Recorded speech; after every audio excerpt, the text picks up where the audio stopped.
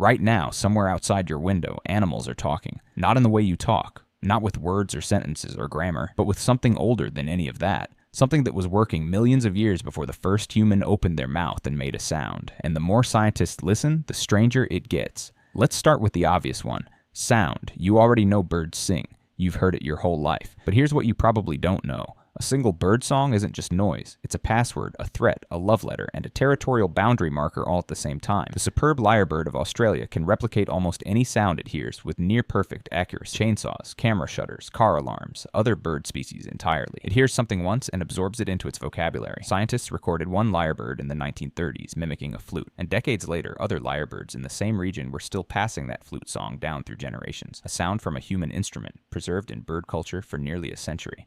That's not instinct, that's transmission, that's culture. But sound is only the beginning, because the animal you probably share a home with has been reading you like a book every single day, and you had no idea. Dogs have lived alongside humans for roughly 15,000 years, and in that time they developed something no other animal on Earth has: the ability to read human facial expressions, follow human eye contact, and understand human pointing gestures. Chimpanzees, our closest genetic relatives, cannot reliably follow a human point. Dogs, who share no common ancestor with us in the last 90 million years, do it instantly and have done it since puppyhood without any training whatsoever. But here's what's stranger. Dogs don't just read your face, they read the left side of your face specifically. When a dog looks at a human, their eyes track left, because the left side of a human face carries more emotional information than the right. Scientists confirm this by showing dogs photographs of human faces and tracking their eye movements. They do this with humans and only humans, not with other dogs, not with other animals, not with objects. Just us. They evolved a specialized scanning system for reading human emotion, specifically for us, and it goes further.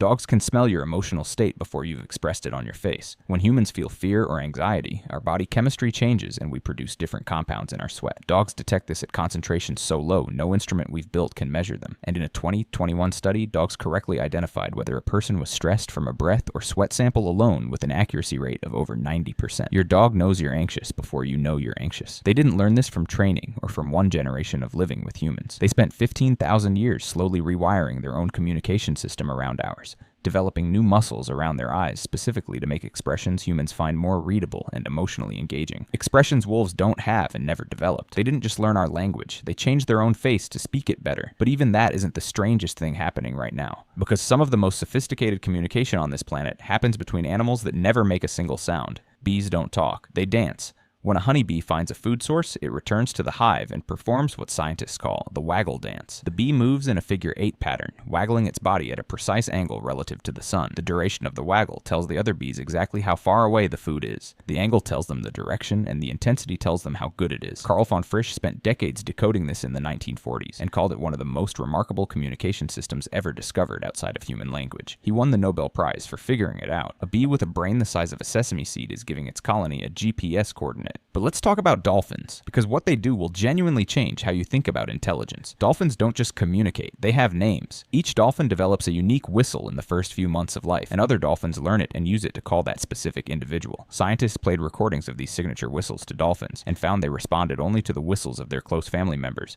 completely ignoring recordings of strangers. In 2013, researchers discovered something even more remarkable. Dolphins copy each other's signature whistles when they want to get a specific individual's attention. That is the definition of a name, a sound that refers to a specific individual, used intentionally, recognized by others. Dolphins have been doing this for millions of years. We named the concept about 5,000 years ago. And then there are elephants. Elephants communicate in ways humans literally cannot hear. They produce infrasound, vibrations so low they fall below the threshold of human hearing. And these calls travel through both the ground and the air simultaneously. Other elephants receive them not just through their ears, but through the sensitive skin of their feet, picking up ground vibrations directly. Scientists have recorded elephants responding to infrasound calls from other herds more than 6 miles away through solid ground, an entire warning system running beneath the surface of the earth. And when an elephant dies, something happens that no other animal except humans does. The herd gathers, stands around the body, and touches it gently. They sometimes return to the same spot years later and touch the bones again. Scientists won't say for certain whether this is grief the way we understand it, but they can say this. Elephants have distinct calls specifically associated with death, sounds made only in those moments, sounds that mean something the rest of their vocabulary doesn't cover. They have a word for loss. But perhaps the most alien form of communication on this planet belongs to something you've never thought twice about: cuttlefish. Cuttlefish have no skeleton, no hard shell, a brain roughly the size of a walnut, and they are arguably the most sophisticated visual communicators on Earth. Their skin contains millions of pigment cells called chromatophores, controlled directly by their nervous system, and a cuttlefish can change the color, pattern, and texture of its entire body in under a second, not just for camouflage but for conversation. When two cuttlefish meet, they have an entire exchange in color and light.